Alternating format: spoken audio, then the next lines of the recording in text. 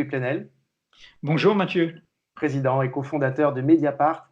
Edoui, Mediapart a révélé hier dans un article qui a eu un très grand retentissement la gestion chaotique par le gouvernement de la question des masques qui manquent aujourd'hui cruellement aux soignants, mais aussi à la population. Et cet article parlait aussi des mensonges officiels qui ont accompagné cette question des masques. Edoui, au-delà des faits évoqués, qui sont à la fois précis et confondants, que nous dit cette enquête? Cette enquête de Yann Philippin, Antione Rouget et Marine Turki du pôle enquête de Mediapart, elle nous dit d'abord un enjeu démocratique par les temps totalement sidérants, inattendus que nous vivons avec cette épidémie du Covid-19. Nous avons le droit de savoir, nous avons besoin de comprendre. L'information nous protège, alors que l'ignorance nous désarme. Et quand on entend nos dirigeants nous appeler à la solidarité, voire à l'union nationale, eh bien, il n'y aura pas de solidarité sans confiance. Et pour qu'il y ait confiance, il faut que l'on sache. Il n'y aura pas de confiance sans vérité. Alors nous devons comprendre. Et nous devons d'autant plus comprendre qu'il n'y a pas de fatalité dans cette histoire. Bien sûr, il y a des virus. Il y en a toujours eu dans l'histoire de l'humanité et il y en aura d'autres, inédits, inattendus. Mais le fait qu'un virus se transforme en une pandémie, qu'il crée une surmortalité, n'est pas une fatalité. La responsabilité humaine de tout temps, c'est d'essayer de nous en protéger, de l'empêcher, de le juguler, de l'entraver. Alors si on prend notre situation en France aujourd'hui, eh ben, nous devons comprendre comment nous nous retrouvons depuis près de 3 semaines dans une réponse à ce virus qui est presque de type moyenâgeux, être confiné à domicile, ne plus pouvoir voir nos proches, ne plus pouvoir même aller enterrer nos proches quand ils meurent. Nous devons comprendre pourquoi il y a cette pénurie de masques, alors que les masques, c'est la précaution la plus élémentaire qui pourrait éviter le confinement à domicile et permettre simplement ce confinement individuel dans la rue. Nous devons comprendre pourquoi il n'y a pas suffisamment de tests pour identifier ceux qui sont contaminés et du coup protéger le reste de la population. Nous devons comprendre pourquoi, en période d'épidémie, les soignants, ceux qui sont là pour nous guérir, sont eux-mêmes surexposés et eux-mêmes atteints, voire certains en meurent. Nous devons comprendre pourquoi ceux qui nous dirigent et qui prétendent tout savoir et tout maîtriser naviguent à vue, nous disent des choses totalement contradictoires. Pour ne prendre que 2 exemples les plus énormes, ils nous disent qu'il faut fermer les écoles, mais allez voter au premier tour. Et puis, dans la foulée, ils nous disent qu'il faut être confiné chez vous, mais il faut quand même aller travailler pour l'économie. Alors, le rôle de Mediapart dans ce contexte, d'un journal indépendant, de ces enquêtes, eh bien, c'est par les faits, par le travail sur l'information, d'apporter des réponses. Pour qu'on soit moins bête et surtout qu'on soit plus lucide, pour qu'on soit un peu plus maître de notre destin. Alors l'enquête sur les masques masque les preuves d'un mensonge d'État. Qu'est-ce qu'elle établit? Mais personne ne le conteste. Premièrement, qu'il y avait en janvier une pénurie sidérante de masques, alors qu'il y avait eu des dispositions pour qu'il y ait eu des stocks stratégiques de masques en cas de pandémie, les masques ordinaires ainsi que les masques plus sophistiqués qui protègent les soignants. Eh bien, on apprend que sous le quinquennat Hollande, ces stocks stratégiques ont été liquidés.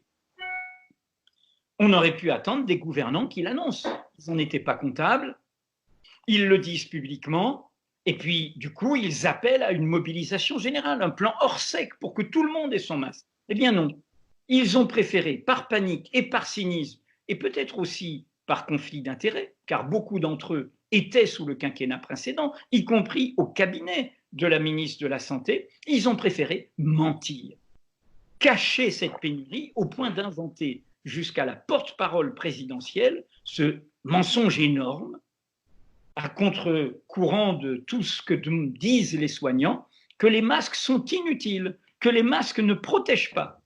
Du coup, ils ont démobilisé au cœur même de l'appareil d'État. Ils ont accru une sorte de désordre, de lourdeur, de lenteur bureaucratique que décrit en détail notre enquête, en montrant que du coup, c'est pour ça qu'on n'arrive plus à avoir des masques, qu'on court derrière des masques, alors que la production de masques par les 4 sociétés françaises, c'est au maximum 10 millions de masques par semaine. Et puis enfin, cerise sur le gâteau, dans l'enquête, on apprend, et on rejoint là l'aveuglement idéologique de ce pouvoir, que certaines grosses entreprises qui sont pourtant dans des activités non essentielles partant d'épidémies et de confinement ont eu des passe-droits et ont pu, pour leur travail industriel, utiliser des masques, et y compris les masques les plus sophistiqués dont ont besoin les soignants pour se protéger d'éléments toxiques. C'est le cas, et nous le démontrons, d'Airbus. Ah bon, au moment où il n'y a plus de trafic aérien, il fallait absolument continuer à construire des Airbus et dépenser des masques dont les soignants avaient besoin. Là-dessus, une deuxième enquête de Mediapart, une enquête, je dirais, à source ouverte par François Bonnet, a complété notre enquête sur les masques en montrant qu'il y avait des procédures, il y avait des règles face aux pandémies qui avaient été fixées à la demande de l'OMS jusqu'en 2012 et que depuis 2012, tout cela s'est envêlé comme si l'État et l'exécutif, c'est le titre de l'enquête, avaient tout oublié. Alors, quelle est la leçon de tout ça? La leçon inédite pour moi, c'est un effondrement, un affaissement, un appauvrissement de l'État. Il ne nous protège pas, il ne nous protège plus. Alors, bien sûr, il y a toutes les politiques économiques qui ont été menées, l'affaiblissement de l'hôpital public, la sourde oreille aux mobilisations des soignants, la morgue à l'égard de ceux qu'on appelle au secours. Mais il y a aussi, bien sûr, cet aveuglement idéologique du tout économique. On voit bien qu'il se disait il ne faut pas que l'économie tombe en panne au point d'oublier la santé des Français. L'aveuglement politicien, il faut absolument gagner les municipales. La conseillère santé de l'Élysée quitte l'Élysée le 22 janvier pour aller faire la campagne électorale de son mari, candidat En Marche à Strasbourg. Et sa successrice n'est même pas nommée. Donc, c'est une aberration politicienne. Bien sûr, il y a tout ça. Mais pour nous, vu de Mediapart et vu de ce qu'on traite en partant des attentes de la société, il y a quelque chose de profondément archaïque. Cet état vertical qui est inspiré du présidentialisme, et ça a infiltré partout, nous désarme, nous expose. Il est autoritaire, il est méprisant, il est impuissant. Il crée de l'ignorance. Il crée de l'incompétence, il crée de l'aveuglement, il crée de l'immobilisme. Et j'ai dit ignorance, c'est intéressant de voir comment ce poids de cet État monarchique rend, y compris ignorants, les savants. Les savants qui, par clientélisme, vont à ce comité scientifique et du coup n'osent pas dire la vérité au prince. Et du coup, eux-mêmes sont dans une forme d'ignorance savante car les alertes, comme d'ailleurs dans d'autres pays, et on l'a vu dans nos reportages, notamment dans l'Oise, elles sont venues des soignants de terrain qui disaient ça. Alors le mot qui me vient et sur lequel je voudrais terminer, qui est un vieux mot du XIVe siècle, c'est le mot d'impéritie que j'ai envie de réhabiliter sur tout ça. Il vient du latin et c'est au fond à partir du mot expérimenté, habile, peritus. Impéritus, c'est celui qui est inexpérimenté. En clair, qui n'a plus d'aptitude, plus d'habileté. Quand tu regardes les dictionnaires, le Robert notamment, il dit notamment dans l'exercice de sa profession. Et le synonyme qui est proposé ou semblable, c'est ignorance, le mot que je viens de prononcer. L'impéritie d'un médecin ou d'un ministre. C'est l'exemple que donne le Robert. Il y a encore mieux pour la bonne bouche, l'Académie française. Elle dit c'est ignorance de ce qu'on soit savoir dans sa profession, impéritie. Et quand elle veut trouver une phrase pour résumer, elle dit l'impéritie de certains fonctionnaires, donc les responsables du rôle public, rabaisse le fonctionnarisme, en clair le pouvoir de l'État, aux yeux de l'opinion publique. Ben on y est bien, on y est bien. Et face à ça, il n'y a qu'une réponse, c'est nous-mêmes. Il faut vraiment.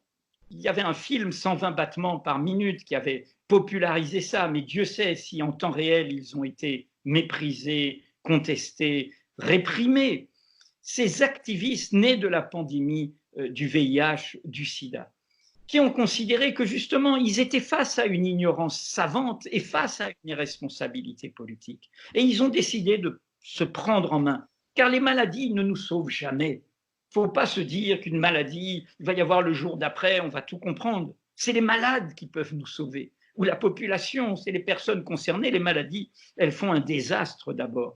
Et donc, il faut apprendre de cette histoire d'Act Up, retrouver ça, retrouver cet activisme où la société affirme sa vigilance, ses solidarités, ses mobilisations. Ils avaient notamment 2 mots d'ordre, silence égale mort et le savoir est une arme. Eh bien, nous, à Mediapart, nous ne faisons pas silence et nous défendons le droit de savoir. Merci, Edoui. Merci, Mathieu.